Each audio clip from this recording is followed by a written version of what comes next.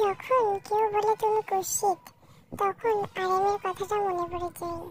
আরেম বলে নিজেকে ভালোবাসো।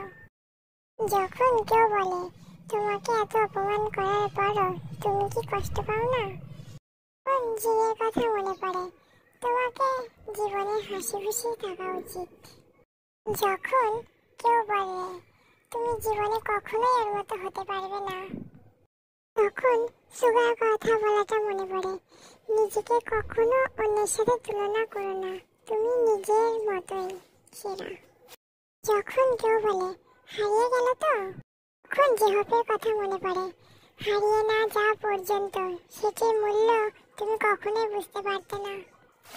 যখন কেউ বলে তুমি এটা কখনোই করতে পারবে না, ছেড়ে দাও, তখন জিমিনের কথা বলাটা মনে পড়ে, এমন স্বপ্ন কখনোই ত্যাগ করো না যার জন্য তুমি প্রায় সারা জীবন তাড়া করেছ। যখন কেউ বলে ওই মানুষটা তোর নামে এত খারাপ কথা বলেছে, তুই ওকে কখনোই ক্ষমা করিস না, তখন ভিয়ের বলা কথাটা মনে পড়ে, ভুলে যাও কি তোমাকে আঘাত করেছে, কিন্তু এটা কখনোই ভুলে যেও না যে তুমি এটা থেকে কি শিখেছ।